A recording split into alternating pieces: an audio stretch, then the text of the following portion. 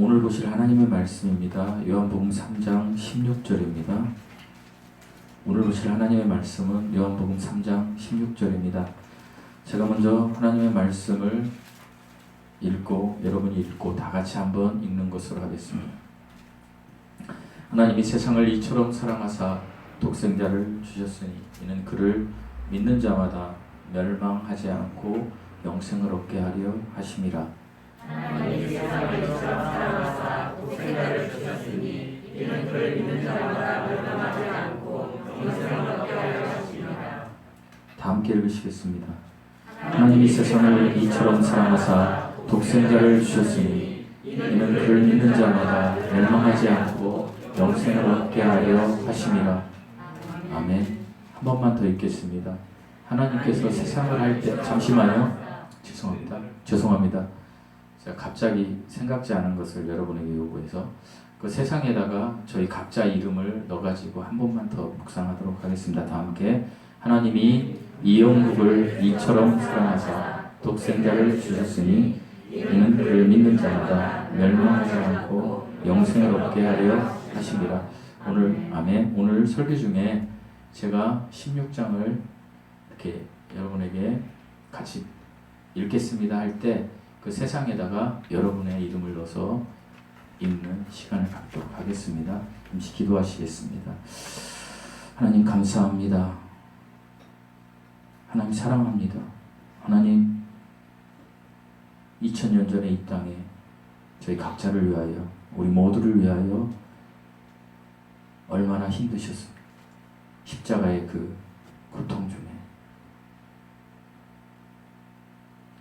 주님이 하나님이 아니시면 그저 부인하고 내려왔으면 세상에 사는 우리들처럼 삶을 연명할 수 있었지만 주님은 하나님이셨기 때문에 우리의 죄를 짊어지고 죽으셨습니다. 하나님이셨기 때문에 부활하셨습니다. 하나님, 부활하신 하나님을 우리의 구세주로 믿게 하심에 감사드립니다.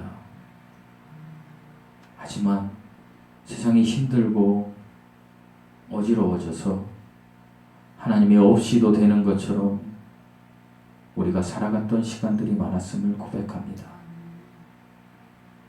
창조주를 기억하지 못하고 창조주가 없는 것처럼 내가 다 할 수 있는 것처럼 살았던 시간이 많았음을 고백합니다. 하나님, 이 시간 우리의 마음을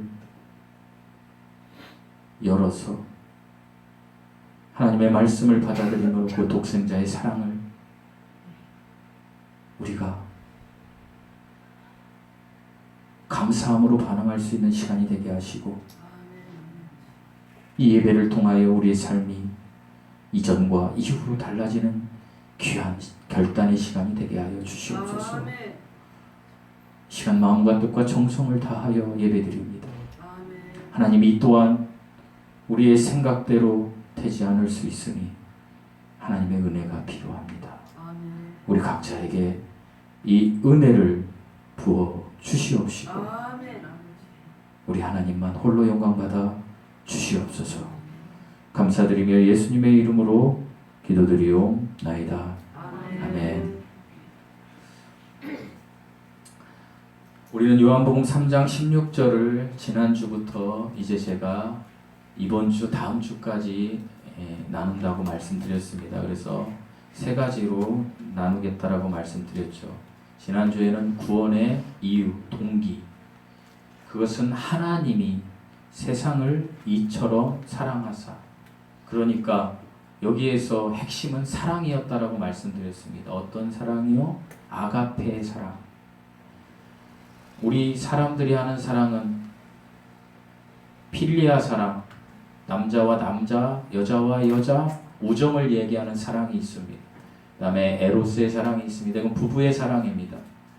그리고 스트로게의 사랑이 있습니다. 이건 부모와 자식 간의 사랑입니다. 그러나 이것보다 더 위대한 사랑은 하나님이 우리를 사랑한 아가페 사랑이었다라고 말씀드렸습니다. 누구를 사랑하사? 세상을. 여기서 세상은 모든 사람입니다. 모든 인류입니다. 어떻게요? 얼마나 크게요? 이처럼. 이 이처럼은 후토스라는 헬라어 단어로 전반부에서 후반부의 상황을 알려주는 것. 그러니까 오늘 3장 14절에서 어느 정도요? 높뱀으로 표현된 예수 그리스도께서 십자가에 못 박혀 죽으실 만큼 창조주가 그저 미생물보다 못한 흙먼지 같은 우리들을 위하여 죽으시기까지 그 정도의 크기로 사랑했다라는 것입니다. 이것이 구원의 동기라고 제가 지난주에 말씀드렸습니다. 오늘은요, 중간 부분에 나오는 독생자를 주셨으니 이는 그를 믿는 자마다, 이 말씀을 가지고 여러분과 은혜를 좀 나누려고 합니다. 언젠가 제가 소개한 적이 있습니다. 한 사람입니다. 미국에 살던 라이언 화이트라는 어린 소년 이야기입니다. 어린 소년이라고 하니까 뭐 그 당시에는 어린 소년이었지만 여기 주인공은 1971년에 태어난 사람입니다. 계산해 보니까 저하고 4살 차이가 나더군요. 제가 1967년생입니다. 그러니까 그분이 지금 살아계신다라고 하면 저 뒤에 계신 우리 박정훈 집사님하고 동갑인 것 같습니다. 맞는지 모르겠어요. 어쨌든 이분하고 동년배이신 뭐 한두 살 차이는 나겠지만 계신 분들이 우리 교회에 많이 있습니다. 한 살이 적든 한 살이 많든 뭐 한두 살, 이 연령대가 많이 있죠. 지금 대답 좀 해주세요. 예, 많이 있어요. 그분들은 특별히 여러분 다 마찬가지겠지만 이 소년을 생각하며 이 시간 은혜를 나눴으면 좋겠습니다. 어찌 되었든 1971년에 태어난, 미국에서 태어난 라이언 화이트라는 소년에 관한 이야기를 말씀을 나누기 전에 잠시 소개해 드리겠습니다. 그가 13살 때였습니다. 지금 1970년, 71년, 72년 생 되시는 분들은 13살 때, 12살 때로 한번 이렇게 여러분의 생각을 한번 돌려보시기 바랍니다. 그가 13살 때 그에게 한 질병이 찾아왔습니다. 혈우병이었습니다. 그래서 그가 이제 수술을 받게 되었습니다. 근데 그것이 문제였습니다. 어떤 문제였냐? 그가 수술을 받던 중에 수혈을 하는데 수혈이 잘못되어서 에이즈에 걸리게 되었습니다. 에이즈는 죽을 수밖에 없는 질병이었습니다. 병원에서 잘못한 이 사건 때문에 이 소년은, 라이언 화이트는 이제 사형 선고를 받게 되었습니다. 죽게 된다는 것이죠. 우리 모두는 사형 선고를 받았습니다. 뭐 80년, 90년, 100년. 그렇지만 우리에게 당신은 이제 1, 2년 안에 죽습니다. 그러면 그것은 더 마음에 직접적으로 와닿는 사형 선고일 것입니다. 안 그렇습니까? 당신 암에 걸렸는데 이제 죽게 되었어요 하면 얼마나 놀랍겠습니까? 1년 전에 우리 김영자 집사님께서 우리 교회 왔던 형제 얘기 제가 했었죠. 그분이 멀쩡했는데 죽게 되었다고. 실제로 죽었어요. 그분이 그 얘기를 들을 때 얼마나 충격적이었겠습니까? 여러분 안 그렇겠습니까? 그런데 이 소년도 이제 길어야 1, 2년밖에 못 산다라는 선고를 받은 거예요. 여러분 같으면 어떻게 하겠습니까? 내가 잘못이 없어요. 병원에 가서 치료를 하러 갔는데 그것이 잘못되어서 의료사고죠. 어떻게 보면 죽게 된다라는 이야기예요. 여러분 같았으면 어떻게 하겠습니까? 아마도 원망했을 겁니다. 의료사고라고 가가지고 머리띠를 이렇게 묶고 그의 부모가 데모했을 겁니다. 분쟁이라고 하며 의료사고라고 하며 법에 호소했을 것입니다. 그러나 라이언 화이트, 그의 가족과 라이언 화이트는 그렇게 하지 않았습니다. 특별히 이 죽음 선고를 받은 라이언 화이트는 어느 누구도 원망하지 않았습니다. 그 죽음 선고를 받고 난 뒤에도 자기 부모와 형제들에게 어떠한 불평과 원망도 하지 않고 오히려 죽음 선고를 받기 전보다 더 친절하게 모든 사람을 대하였습니다. 항상 밝은 웃음을 보였고 모두에게 친절하게 되었습니다. 오히려 그 자신을 염려하는 부모님들을 위로하고 그리고 기쁘게 행복하게 이제 남은 시간을 즐기겠다라고 하며 살았습니다. 몇 살 먹은 아이가요? 13살 먹은 아이가. 이러한 사실이 이제 방송 매체를 통해서 이제 미국 전 지역에 나가게 되었습니다. 사람들이 감동을 받았습니다. 그래서 이 아이가 이제 TV 매체에 나가기 시작했습니다. 유명 인사들이 찾아옵니다. 특별히 그 당시에 대통령이었던, 지금은 예수님을 믿는 분이었으니까요. 그 당시 대통령이었던 레이건 대통령도 이 아이를 찾아왔었습니다. 그리고 유명한 팝 가수인 마이클 잭슨 2009년에 죽었죠. 52세로. 그는 크리스찬이 아니었습니다. 그는 어디에 가 있을까요 지금?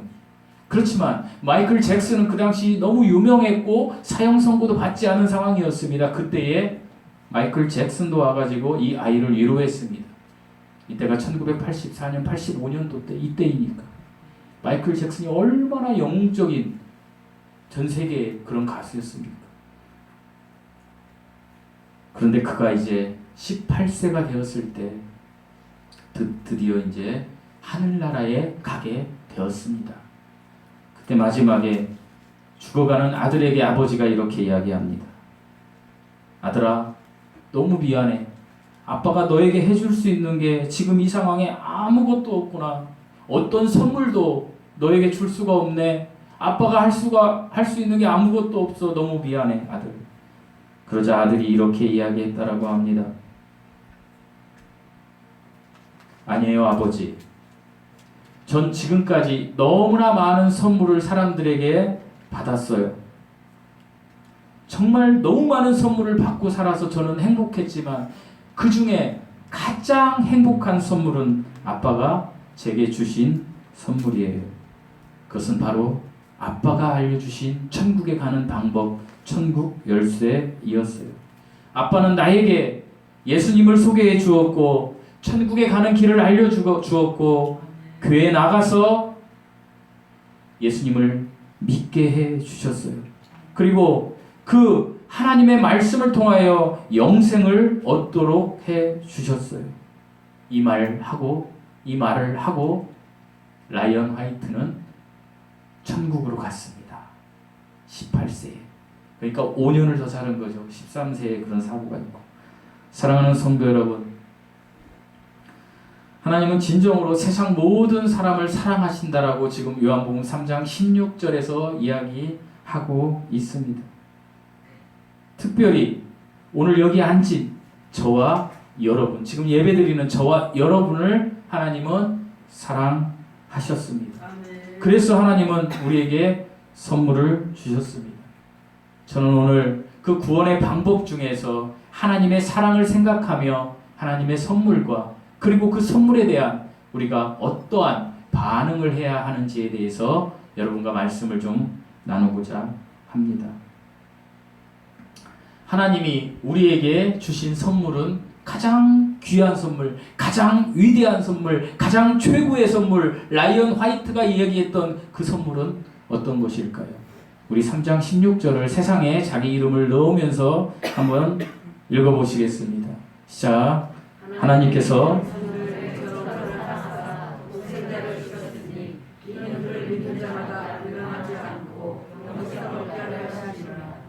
하나님께서 여러분은, 저도 그렇지만 여러분 각자를 사랑해서 무엇을 주셨다고요? 독생자를 주셨다고 합니다. 그러니까 모든 인류에게 있어서 최고의 선물, 가장 위대한 선물은 바로 독생자입니다. 독생자가 무엇일까요? 다들 아실 겁니다. 독생자는 한자입니다. 홀로 독, 날생, 아들자. 홀로 태어난 유일한 아들, 이런 뜻입니다. 이렇게 해석을 하니까 우리 이성으로는 그저 부모가 자식을 낳는 것, 성부 하나님이 성자 하나님을 낳는 것, 이렇게 생각할 수 있습니다. 그러니까 하나님을 이해하기가 어려운 것입니다. 그러니까 이단이 생기기도 하죠. 여호와 증인처럼. 그런데 이걸 이 당시 성경을 쓴 이 헬라어의 뜻에는 이 독생자가 모노겐네스입니다. 뭐라고요? 모노겐네스. 이것은요, 유일하게 하늘에서 오신, 모노가 뭐라고 그랬죠, 제가? 여러분, 예전에 우리 여선교회에서 놀러 갔을 때, 저기 기차 레일바크에 갔었는데, 그걸 뭐라고 그래요? 레일바크를? 레일이야. 모노는요, 유일한이라는 뜻이 있어요, 모노는요. 게네스는 뭘까요? 하늘에서 내려온 종자. 그러니까, 유일하게 하늘에서 내려온 종자, 이 뜻은요, 하나님은 한 하나님으로 성부와 성자와 성령으로 계셨어요. 그런데 그 성자 하나님이, 그 말씀으로 계셨던 하나님이, 여러분, 하나님은 어떻게 계십니까? 여러분, 하나님은 어떻게 계십니까? 네, 그것도 맞습니다. 그런데 하나님은 누구시니?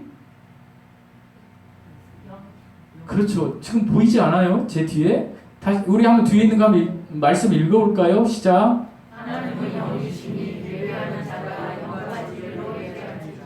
여러분, 누군가가 여러분에게 하나님은 어떤 분이세요? 하면 여러분 뭐라 그래요? 뭐라고 해야 돼요?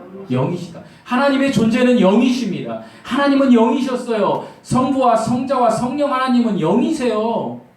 그런데 그 중에 한 위이신 성자 하나님이 말씀으로 우주 만물을 창조하신 거예요. 말씀으로 표현되신 거예요. 근데 그 말씀으로 표현되신 분 안에 무엇이 있었어요? 참빛이 있었고 그분이 생명의 원천이셨어요. 그분이 2000년 전에 우리 같은 육신의 모습으로 이 땅에 오신 분이 예수님이에요. 이분이 독생자예요. 그러니까 영이신 하나님을 직접적으로 볼 수 있게 오신 분이 누구라고요? 예수님이에요. 그래서 우리는 이 단서를 어디서 찾을 수 있어요? 단서를 영어 성경에 보면 독생자가요, the only begotten son이에요. 뭐예요? begotten, beget은요. 마태복음 1장에 보면 언젠가 제가 말씀드렸죠. 아브라함이 누구를 낳고요? 이삭을 낳고. 여러분, 아브라함이 이삭을 낳을 수 있습니까? 없습니까? 네? 못 낳죠. 그럼 누가 낳았어요? 이삭을? 예? 사라가 낳았잖아요. 제가 이성찬을 낳았습니까? 아니잖아요. 우리 사모가 낳았잖아요. 이해했어요? 너무 쉽잖아요. 그런데 마태복음 1장에서는요. 아브라함이 이삭을 낳고 이삭이 야곱, 이게 쭉 나오죠. 낳고가 엄청 나오고. 왜 성경에 이 낳고가 있을까? 독생자를 설명해 주기 있는 거예요. 이 낳고는 비겟이에요. 특별한 관계를 맺었다라는 거예요. 성부와 성자와 성령 하나님의 그것을 알려주는 거예요. 여러분, 창세기에서 독생자를 바쳤다라고 그 하나님의 아들 예수 그리스도를 예표한 게 누군지 아세요? 이삭이에요. 그래서 아브라함이 이삭을 낳고 간 거예요. 그러니까 생물학적으로 낳았다는 얘기가 아니에요. 특별한 관계를 맺었다는 거예요. 아버지와 아들 간에. 그러니까 성부 하나님과 성자 하나님과 성령 하나님이 한 영으로 계셨는데 이 중에 하나라도 빠지면 하나님이 아니신데 이 한 위이신 성자 하나님께서 우리가 표현할 때 아들 하나님으로 오신 거예요. 그분이 누구라고요? 예수님이신 거예요. 누구를 위해서 오셨다라고요? 네, 여러분을 위해서 오셨어요. 물론 저는 저를 위해서 오신 거예요. 그분이 세상을 이처럼 사랑하신 성부 하나님의 계획대로 성자 하나님이 오신 거예요. 그분이 독생자예요. 이 성자 하나님이신 독생자 우리 주 예수 그리스도는 모든 것의 원인 중에 원인의 원인자예요. 여러분, 제가 말씀드렸죠. 갈라디아서 6장 7절 말씀 심는 대로 거둔다. 불교에서는 뭐라고 이야기하죠? 인과 응보. 그죠? 과학에서는 원인과 결과. 원인이 있어야 결과가 있다. 어떤 이상한 과학자가 진화론이라는 것을 가지고 나와가지고 세상을 완전히 사탄의 지배하에 넘겨버리고 그리고 아이들의 중고교 서적에 진화론이 뽀젓이 들어가서 나의 조상은 원숭이다 라고 믿는 게 과학이라고 이야기합니다. 그런데 그 미친 과학자 다윈마저도요, 마지막에 죽을 때 내가 이야기했던 것은 허구이고 가짜야. 이걸 근데 사람들이 다 믿더라고. 여러분 유튜브에 잘못된 뉴스 믿고 열광하잖아요. 똑같은 거. 진실은 하나인데 거짓을 포장해서 그 거짓이 진실인 것처럼 믿게 만드는 게 사단의 계략이에요. 그런데 1800년도에 하나님의 사람, 위대한 과학자 한 명이 있었어요. 프랑스에서 태어난 사람. 여러분 프랑스 하면 가장 위대한 사람을 누구라고 이야기하죠 우리는? 네?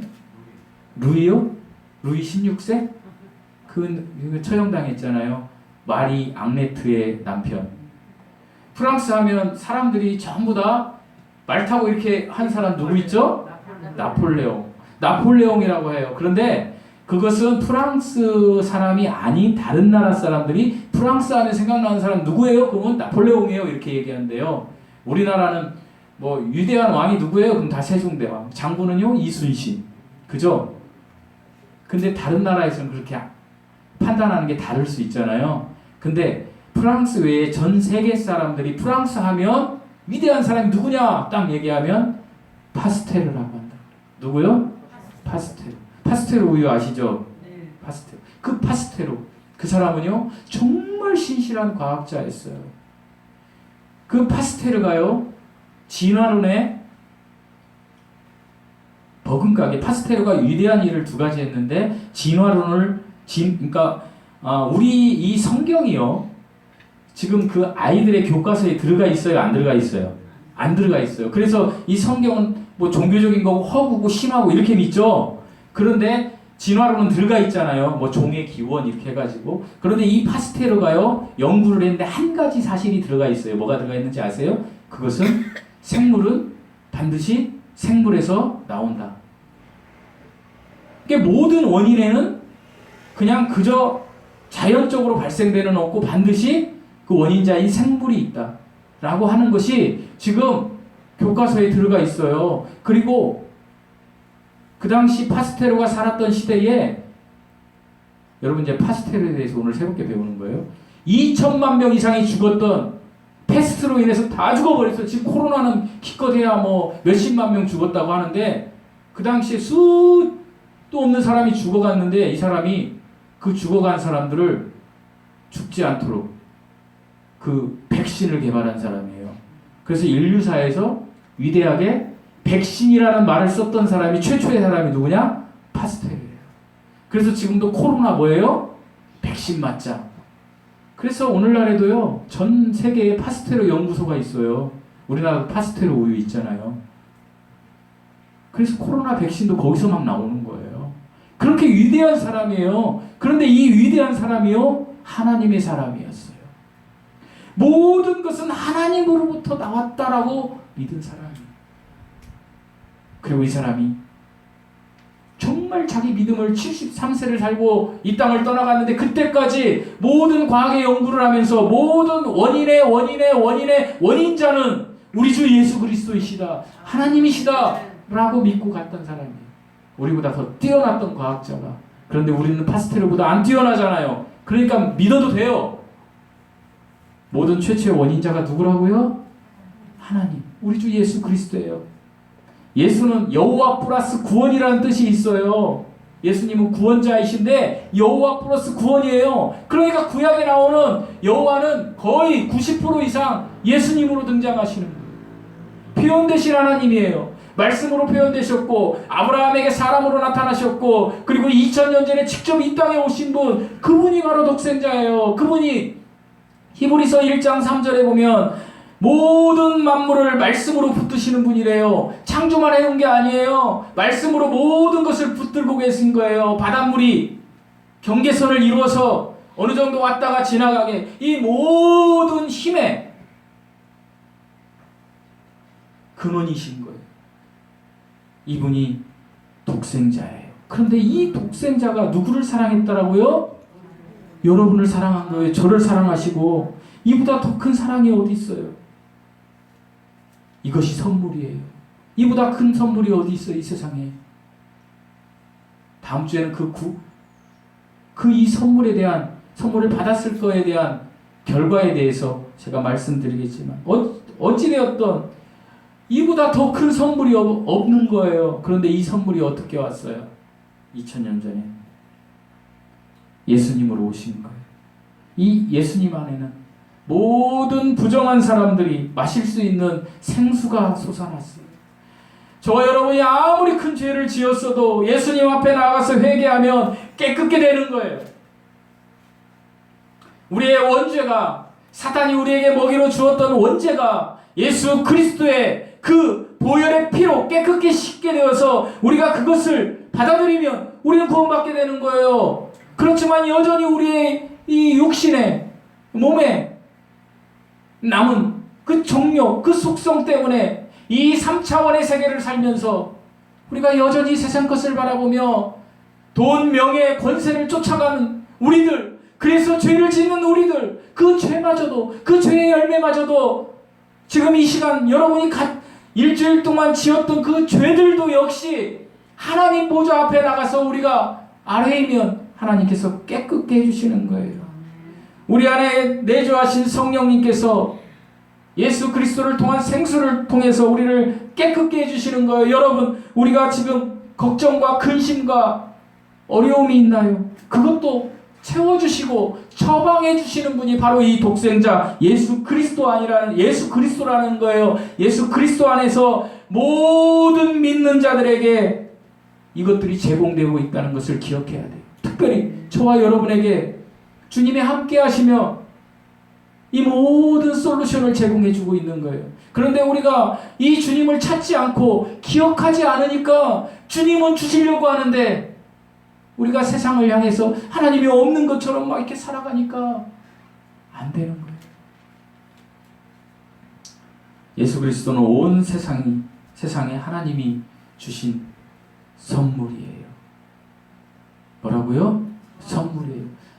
저희 회사에 그룹사에서 판매하는 상품 중에 기프티 쇼라는 게 있어요. 그 뜻이 선물로 쇼를 한다는 거잖아요. 카카오톡처럼 이렇게 하는 건데 기프티 쇼. 여러분, 세상 사람들에게 있어서 가장 위대한 기프티, 선물이거든요. 그게 기프티 쇼는요, 예수님이에요. 이 예수님을 찾고 이 예수님을 갈망하고 이 예수님의 뜻대로 살지 못하게 되는 것에 대해서 분투하는 게 그리스도인이에요. 분명히 알아두셔야 돼요. 이 선물을 받아들여야만 모든 사람이 죄인의 자리에서 의인의 자리로 옮겨질 수 있어요. 신분이 요한복음 1장처럼 자녀가 되는 권세를 받을 수 있는 거예요. 저와 여러분이 이것을 받은 줄 믿습니다. 받은 줄 믿습니다. 여러분, 그렇다면 이 선물을 간직하며 적어도 여러분이 갖고자 하는 세상 선물도, 제가 어렸을 적에 우리 딸 아이들, 특히 큰 딸에게 핸드폰을 처음에 줄 때 저희 아이들은요, 제가 핸드폰 회사를 다니니까 다른 아이들보다 핸드폰을 먼저 썼어요. 다른 아이들보다. 왜냐하면 핸드폰 팔으라고 하니까 우리 용어로 자폭을 해야 되거든요. 자폭해야 되잖아요. 못 팔으니까. 근데 제가 이제 우리 큰딸이 이제 초등학교 다닐 때 막 그 얘기를 한 거예요. 아빠가 공부 이만큼 하면 이거 줄게. 그래서 그렇게 했어요.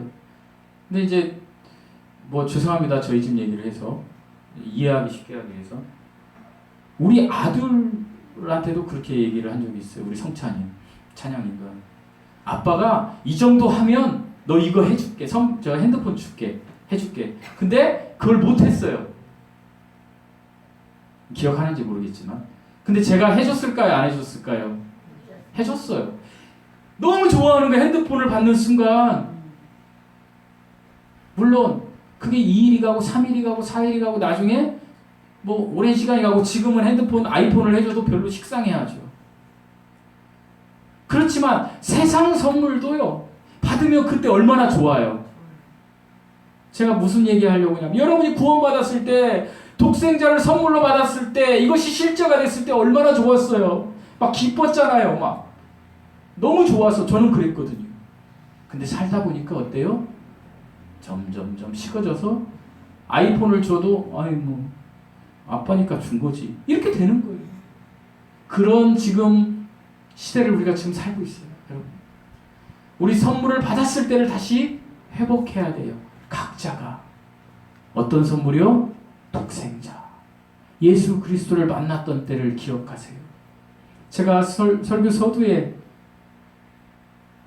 70년, 71년, 72년생들 13살 때를 생각하고 18살 때를 생각하고 그분들이 50, 51, 52세가 됐잖아요.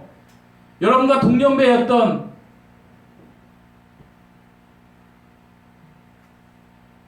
라이언 화이트는 18년 살았지만 정말로 하나님의 선물을 너무 기쁘게 5년 동안 누리면서 갔어요. 우리도 그래야 돼요. 아프다면. 그럴 때 정말로 독생자의 선물을 가치 있게 만드는 사람이 되는 거예요. 사랑하는 성도 여러분. 이 독생자라는 선물을 가치 없게 만들면 안 돼요. 우리는 가치 있게 만들어야 돼요. 너무나 값비싼 거잖아요. 어떻게 살 수 없는 거잖아요. 어떻게 이 예수님을 내가 받아들였다면서 기도도 안 하고 말씀도 안 보고 어떻게 그렇게 살 수 있나요? 기도하고 하지 않고 말씀 보지 않는 것을 애달파하지도 않아요. 그냥 주일날 한 주 예배드리고 그저 그냥 성경 한번 구절 이렇게 지나가다가 찬양 한번 이렇게 하다가 이러면 되는 건가요? 이게 그 귀한 선물을 받은 사람의 태도인가요? 아니라고 봐요, 저는. 우린 그 첫사랑을 회복해야 돼요. 그 첫사랑을 회복할 때 여러분이 지금 어려워하는 거, 여러분이 지금 걱정, 근심 다 회복될 것입니다. 우선순위를 바꾸십시오. 우리가 독생자의 선물을 독생자를 선물로 받았는데 이것은 누가 누구에게 준 거예요? 하나님이 사람에게. 그런데 이게 사람이 해야 할 게 있어요. 이 선물에 대해서 사람은 반응해야 돼요. 둘째로. 이건 누가 해야 돼요? 반응해야 돼요. 제가 저희 아들에게 그렇게 핸드폰을 갖고 싶어하는데 핸드폰을 줬는데 아버지 됐어요. 제가 나중에 올백 나올 때까지 연기 좀 해주세요. 그럼 제가 줄까요? 안 줄까요? 안 줘요. 기다려요. 똑같은 거예요. 독생자를 선물로 여러분에게 지금 주시는 거예요. 하나님의 말씀을 통하여. 하나님이 주시려고 하는데 내가 어떻게 해야 돼요? 받아들여야 돼요. 그것이 요한복음 1장 12절이에요. 영접하는 자, 곧 그 이름을 믿는 자들에게는 하나님의 자녀가 되는 권세를 주셨으니, 그러니까 영접하는 거, 이것은 믿는 거예요. 이것이 선물에 대해서 반응하는 거예요. 그러니까 독생자를 주셨어요. 그러면 이 땅에 사는 모든 사람들은 반드시 요한복음 1장 12절처럼 영접해야 돼요. 받아들여야 돼요. 이것이 믿는 거예요. 하나님의 말씀을 받아들이며 그리스도께서 나의 주인 되시고 내가 그분께 속했다라고 시인해야 돼요. 고백해야 돼요. 어디를 가든지 나와서 가서 전해야 돼요. 믿으면 하나님이 믿음을 선물로 주세요. 믿을 때 믿음이라는 선물이 오는 거예요, 여러분. 내가 받아들이면 죄가 예수님께로 어떻게 돼요? 내 죄가 전가되는 거예요. 지금까지는 아담의 죄가 나한테 전가돼서 내가 어디를 갈 수밖에 없었어요? 지옥에 갈 수밖에 없었는데요. 이제 내가 예수 그리스도를 받아들일 때 내 죄가 어떻게 된다고요? 예수님 십자가에서 짊어진 대로 다 가는 거예요. 너무 쉬워요. 예수님의 의가 나에게로 이제 그리고 전가되는 거예요. 그래서 너를 의인이라고 하는 거, 여러분이 착해서 의인이라고 하는 거 아니에요. 오해하지 마세요. 예수님을 받았다는 것 그 자체만으로 예수님이 저와 여러분을 의인이라고 하는 것, 그리고 하나님의 자녀가 됐다라고 하나님이 인정해 주시는 거예요. 선물을 어떻게 했을 때? 받았을 때. 근데 선물을 안 받으면 하나님이 인정 안 해주시는 거예요. 하나님은 저와 여러분을 너무 소중하게 생각하세요. 얼마나 소중하면 성자 하나님이 십자가에 못 박혀 죽으시기까지, 십자가의 장대에 매달리기까지 우리를 사랑했을까요? 여러분 한번 생각해 보세요. 입장 바꿔 한번 생각해 보세요. 어디 코미디 프로처럼. 한번 제가 얘기해 볼게요. 하나님이요? 아니.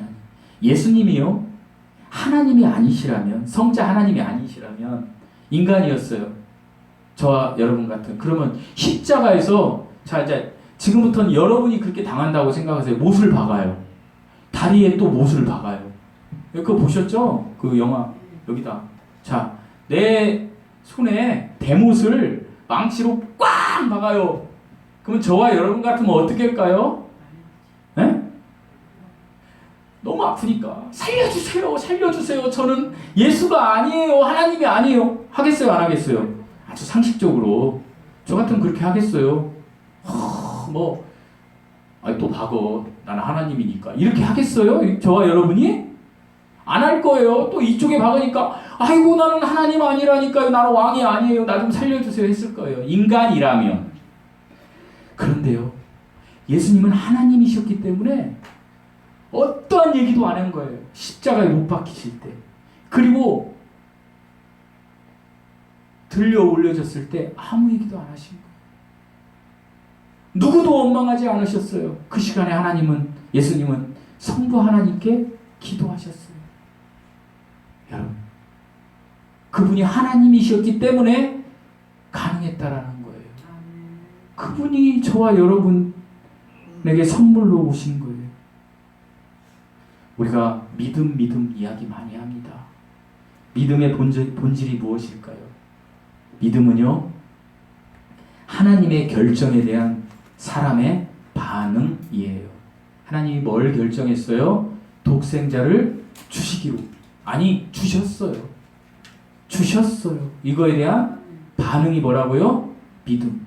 그 예수님을 받아들일 건지 아닐 건지, 아니면 믿음이 아니고 받아들이면 믿음이라고 하나님이 인정하시는 게 믿음의 본질이라는 거예요. 하나님의 결정은요, 독생자를 주시기까지 사랑하신 거예요. 누구를 위해서요? 우리 16절 다시 한번 읽어보시겠습니다. 16절 자기 이름 넣어서 시작.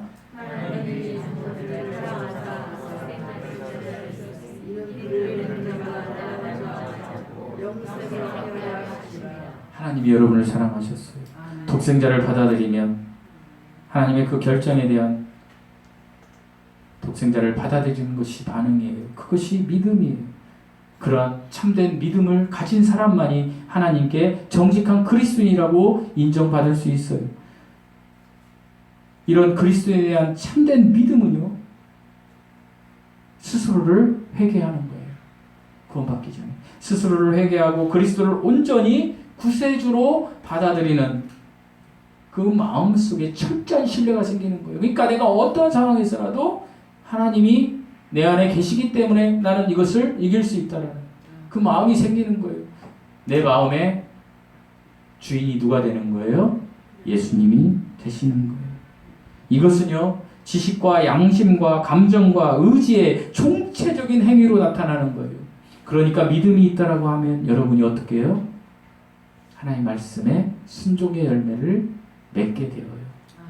목사님, 저는 구원받은 지 어떻게 알 수 있을까요? 저는 그러면 이렇게 대답해 주고 싶어요. 여러분이 삶을 살 때 하나님에 대한 분투가 있습니까? 하나님에 대한 생각이 있냐는 거예요. 내가 악한 일을 했어요. 물론 악한 일을 할 때 예민하게 반응하는 사람도 있을 수 있어요. 하지만 악한 일을 하고 나서 시간이 경과된 후에 거기에 대한 처절한 내 마음에 회개의 마음이 있느냐 이거예요. 이것이 뭐예요? 하나님을 두려워하는 마음이에요. 경외하는 마음이에요. 하나님이 나와 함께 계신데 내가 그걸 어떻게 할 수 있어? 근데 내가 했어. 그래서 내가 하나님 앞에 회개하는 거. 이런 마음이 있는 사람이 참 믿음의 사람이에요. 그런데 그저 주일날 예배 드릴 때 아멘 할렐루야 하는데요, 딱 나가면 아무것도 아니야. 그냥 클리어 되는 거야. 저번에 야고보서 말씀처럼 거울을 보고 내 사진을 이렇게 보고 딱 하고 나가서는 나를 안 보고 그냥 세상에 사는, 그렇게 사는 사람처럼 사는 사람은 가짜라는 거예요. 여러분, 이 시대는요, 하나님의 사랑을 빙자해서 지옥으로 끌어가는 목사들이 너무 많아요. 여러분에게 제가 사랑 얘기하면 좋지요.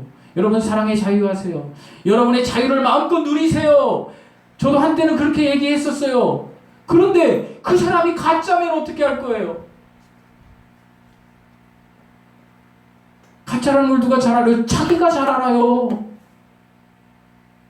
어떤 사람들이 제가 구령을 하면 이렇게 얘기해요. 성경은 어디에서 들었는지 나는 우편 강도철 나는 이제 우리가 이제 오른쪽이라고 얘기는 하는데 저기 예수님 옆에 있는 강도처럼 딱 죽을 때 믿고 갈 거야.